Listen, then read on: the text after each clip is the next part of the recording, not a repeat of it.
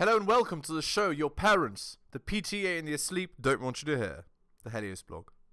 Today, Jordan Peterson gives the best relationship advice. This should be interesting. The reason she's alone is because she's difficult. Women are not accepting the bare minimum. Women fuck men they respect. All the women who say things like, I'm strong, independent, I don't need no man, like, y'all impress me. Women just gaslight each other and say what they want to hear.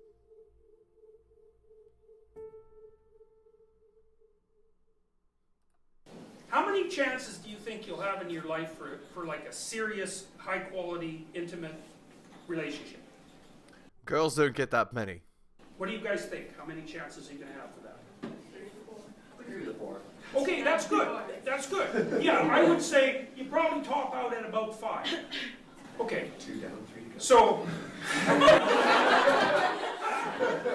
okay, so, that's not that many chances. Plus, you get old quick. By the time you're 45, you're not going to have a family. And well, you can do that sometimes if you're male. If you're female, maybe, but it gets pretty rough.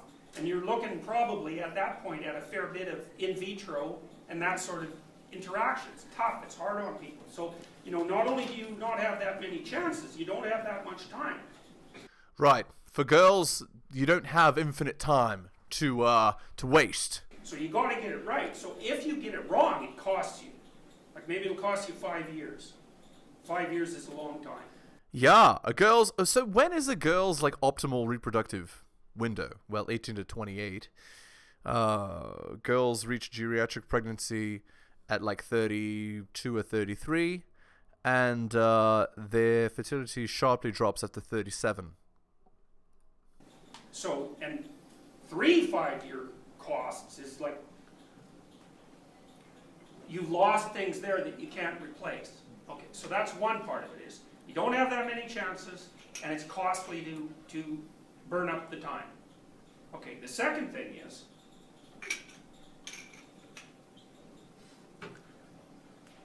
a divorce is very complicated. It's not so bad if you get divorced to someone who's reasonable.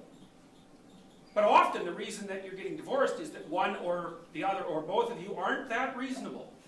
And what that might mean is that you might be negotiating with someone whose basic goal is to make sure that you don't have another day of success in the next 20 years. And if that's their goal, they will attain it. Yeah, that's very rough. So you have to really watch out who you're getting into bed with, as it were. So, and there's lots of ways people do that, and they usually do it by holding their children hostage. And people will definitely do that. They do it all the time, So you want to avoid that. And then, then of course it's hard on the relationship you have with your children.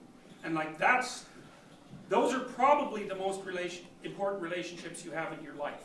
It's might be parents, might be siblings, might be your partner, might be your kids. But I think when it comes right down to it, your parents are old, and so are you.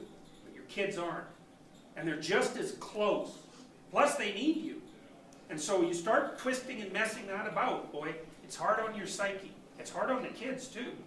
So, So then I'm just thinking about that and what you said about how that's a cost. If you mess it up, and that's like a 5-year cost, it costs you, right? Oh, and it might be a 15-year cost if you're in a custody battle, and it will cost you $250,000. Right. Yeah, you can't really afford that. You'll get annihilated. Right. Or let's more. say, but is it then, would you say, being a psychologist, that it's better for people to, pursue a relationship that's, not good, continue to do that and possibly incur further costs than it is to just cut it off? Because it wouldn't divorce be... Okay, it's a complicated question. What I would say is, don't make the kind of mistakes that get you into such a stupid relationship to begin with. Yeah, a lot of girls, they look at guys that are walking red flags and they think it's okay, right? Which is obviously a disaster. If the guy's a walking red flag, you probably shouldn't, have bedroom fun with him and have a relationship with him. You shouldn't even have friends with benefits with a guy. It's stupid. Because you're incurring cost. Again, a lot of these girls in 2023, that's the reason they're miserable, is because they get with a guy that's above their pay grade, and then they wonder why they're miserable. Well, you're miserable because you made this stupid decision to be with a guy who's above your pay grade, right? Like, at most, a girl can get a guy who's, let's say, 2 points more attractive than her, 1.5 if they're being conservative, for a long-term relationship and eventual marriage. You can't get a guy who's 4 points above you or 5 points above you. You can't. It's impossible. He's just using you for bedroom fun. Okay, because that's the answer to that question. And the way you do that is by trying not to delude yourself any more than is absolutely necessary. That's right. And that means when you're in the damn relationship, tell the person the truth and try to figure out what the truth is for you. And don't put up with any nonsense and stand up for yourself. And also aim towards the good. You know, if you do all those things, then your relationship is probably going to work. If you're trying to do all those things, really, and you have a partner that will not do that, then leave. But it's a rare person who won't do that if they're stepped along the way properly and they learn how to do it. Now, not everyone's like that, because you do run into some people who are basically devoted towards mayhem and trouble.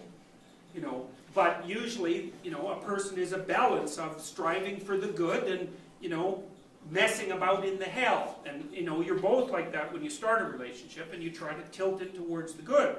And then you won't run into that problem. So, but you have to do that right from the beginning of the relationship, you know. Because it doesn't take that much to corrupt a relationship so that it's not really salvageable. Enough mistakes, 3 or 4 acts of infidelity.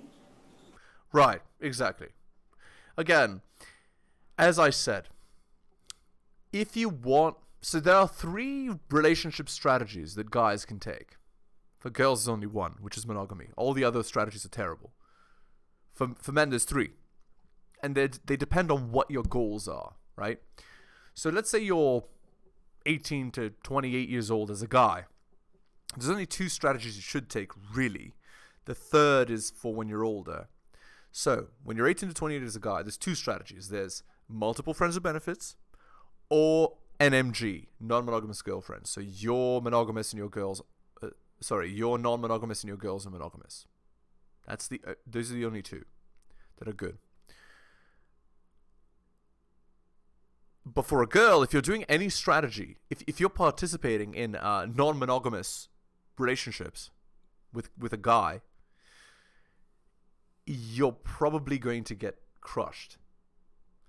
But again, a guy who is doing, like, let's say NMG or even friends with benefits, if he sees that you're a good girl, if he's really convinced and he's not, you know, let's say 18 years old, he'll stick with you, right? Or if, you know, if he's not an obvious player. And that's the thing, right? A lot of girls, they don't even know how to spot an obvious player, right? They don't know how to spot a guy who, obviously, what he wants to do is get as many girls as possible. But here's your hint, girls. If he's too smooth, probably he's a natural player or he's a well-practiced player. Yeah, that guy, he's probably not going to commit to you long term. You're done. You aren't going to come back from that because the fundamental element of trust has been removed. And then you can't communicate with the person because you don't know if they're telling you the truth. And then you don't know if you're dealing with reality. And if you're not dealing with reality with your partner, it's like, good luck fixing that. It's like you're working on a ghost car while the real one is sitting in the shop with the motor out, you know. It's not going to get you anywhere. So a lot of the issue is don't get in the trouble to begin with. Indeed. If you are in the trouble, well, then you try to straighten yourself out and see if you can fix it. Well, if you can't, your options aren't great.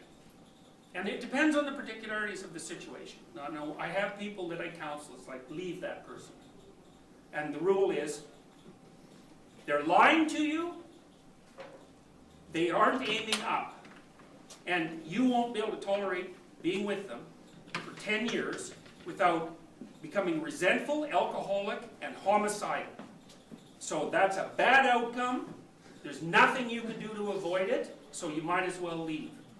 But, you know, you have to have that sorted out. It has to be the truth, because it's no fun. It's no good to leave someone who's struggling in the lurch, you know, when you think, well, I'm with this person, they're not going anywhere, you know, maybe they have an alcohol problem, and they're resentful. It's like, but I'm all they've got.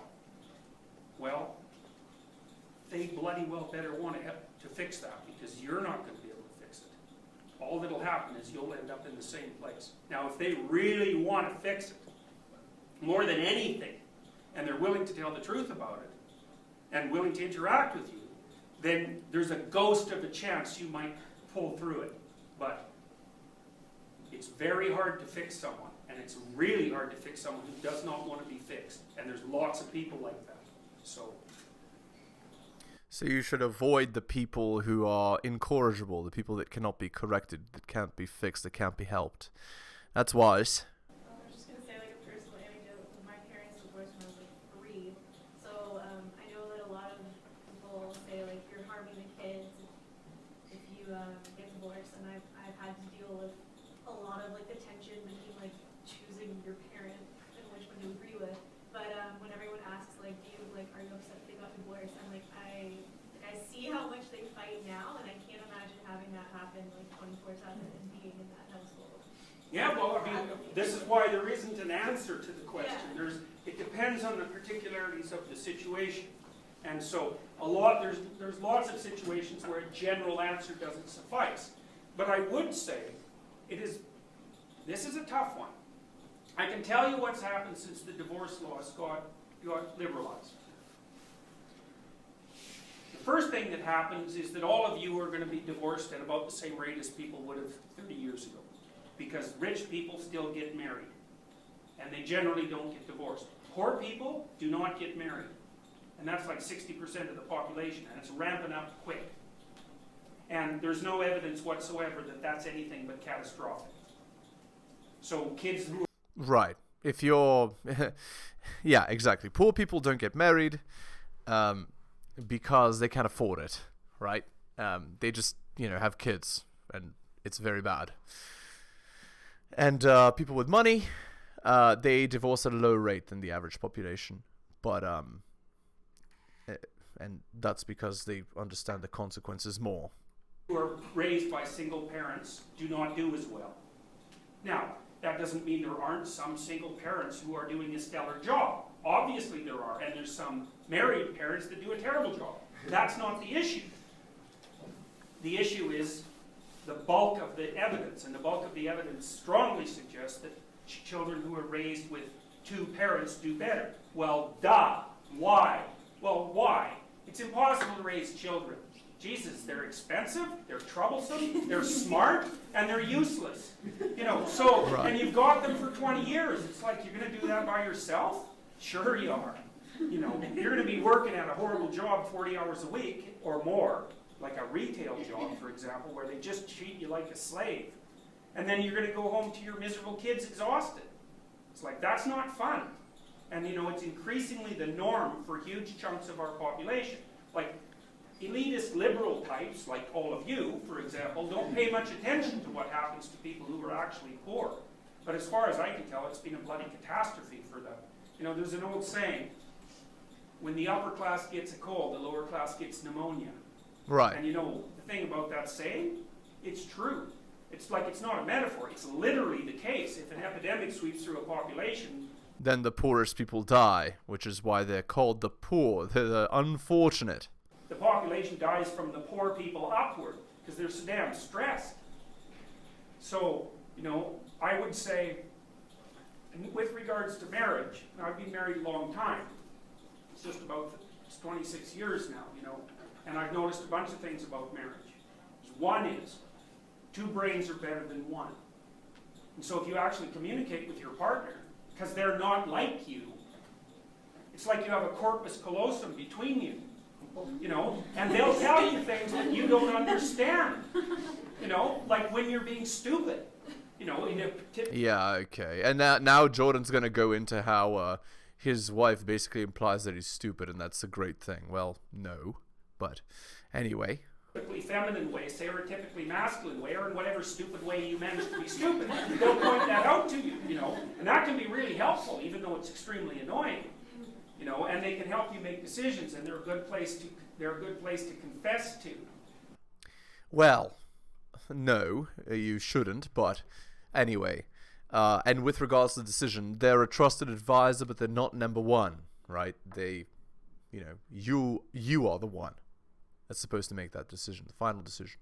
And it's really helpful when you're trying to figure out how to discipline children, so that you're not a pathetic milksop who lets them run all over you, or some tyrant who, likes to beat them with a stick when they sneeze. You know, hopefully you kind of find some Happy medium. pleasant middle Yes, ground. that's right. And it's a lot easier to do that with two people than with one. And then they can spell you off when you're exhausted. Particularly useful if you have small children, because you will be exhausted when you have small children. You know, plus the narrative of your life has continuity. And that's nice. You know, and if your home is set up properly, it's actually a pleasure to go to it. You know, it is a buttress against the chaotic and uncaring external world. That's exactly right. That is the biggest benefit of, I would say, monogamy, really, is that what Jordan is describing there. The world really doesn't care about you at all. And you have to really, really struggle and fight to get what you want out of the world. And I mean, it's very externalized now, right? Where it's like you're not really directly fighting nature to get what you want like it used to be. You don't have to like cut the trees or, you know, rip out the weeds and make sure that the plants are growing and watered and the animals are okay and all that. You know, it's not like that. It's more like you do some externalized job for some corporation or whatever, or some corporation or the government. You get money, which is like your power level. It's like your ability to fight against the external reality, and you use that to you know, purchase the things that normally you'd go out and kill or hunt or grow yourself. Or, you know, you do some of that yourself, plus also buying stuff. The external world, in many ways, doesn't give a damn about you. Right. You know? So if you go home and... Oh, sorry. So where I was going with this is, when you're in that sort of relationship, you actually do have some kind of buffer from that, you know, going out and, you know, murdering nature to like survive. At least you have a place to go to where, you know, you can have a calm, comfortable, nice experience, as it were. Set up reasonably well. It's like, hey, you've got somewhere to belong. That's not so bad. Just another related situation that has personal relevance for me and for other people too. Is that in many situations, like when something bad happens, you know, okay, yeah, I've got to do some kind of reparative thing, right? And so say it's like a health scare, you go, okay, I got to work on my diet. And then it's a divorce, it's like, all right, well, I got to work through why I didn't think I was headed for a divorce for the last 20 years, but now it just happened. But in some situations, people know they got to repair, but they don't want to get something that would actually be repairing. So they go to people who are specialists in like other areas of like personal, psychological dealings and stuff like that. Anything but divorce, like attention deficit, work on your attention skills, or like work on these, or like assertiveness training or something like that. But like they're diligently avoiding the heart of the matter. And what would you make of that? And if you were in a family with somebody like that, is there something you can do? Well, you know, some situations are like Humpty Dumpty, right? There's no putting it back together. Yeah. Now, but again, in terms of avoidance of those situations, it's like you think about that hierarchy again. Well, divorce is a low-resolution, high-impact solution because it just tears a chunk of that hierarchy out and throws it away. Mm-hmm. That's a lot, and it's costly. Yeah. It's going to hurt you. Okay, so then you think, well, what might you do instead of that? And the real answer is solve the damn problems as they arise. You know, and this is why it's good to be low in agreeableness, because you actually will bring up and talk about those things you don't want to talk about, even though you have to talk about it. That's hard, and it requires drilling down. It really requires drilling down. So one of the things I want to build, for example, which I haven't built yet, it's kind of like going to be like this future authoring thing that you guys do. I want to build a problem-solving matrix for couples. Because here's how not to get divorced from your wife. Figure out how to set the table properly. Oh my lord. What does that mean? It's really, really complicated. It's like, who's going to cook? When are they going to cook? Why are they cooking? How should you respond to it? Who buys groceries? What are the groceries going to be? Who's going to put them away? How do you say thanks when someone does something for you in the domestic environment? And what's happened, and this is part of the death of God, roughly speaking, is that the roles are gone. Yeah, the most important thing I would say with regards to that is just think of behaviorism. So, as I said, B.F. Skinner did the most for relationships out of any psychologist or any scientist, in my opinion. So, his principle is there is no such thing as the mind, there is only behavior, right? So, and there's reinforcement and there's punishment, right? So, the behavior that you like to see, you reinforce, and the behavior that you don't like to see, you either punish if it's severe, or you don't reinforce it, and over time you get what you want, right? That's the idea. So just think about that paradigm when you live your life. Okay, so somebody talks to you, and you don't like it. What do? Well, you could ignore the person, which is a form of punishment. If you know, or choose to associate with people that don't do that kind of stuff. Yep, that works. Or when that person that you don't like talks to you in a way that you like, you reward it in some way, and then that behavior tends to continue because people like receiving rewards as opposed to receiving nothing, effectively. Okay. And they blame their misery and resentment on the fact that women won't have anything to do with them. Well, the women are making them self-conscious for not being all they should be. Because the women think, why should I bother with you if you're not the embodiment of the spirit that will move into the unknown and face the Leviathan, which is exactly what she should be saying. And right, exactly. I agree entirely. You're thinking, well, I don't want to have anything to do with that, but I'd like women to like me anyways. It's like, well, too bad.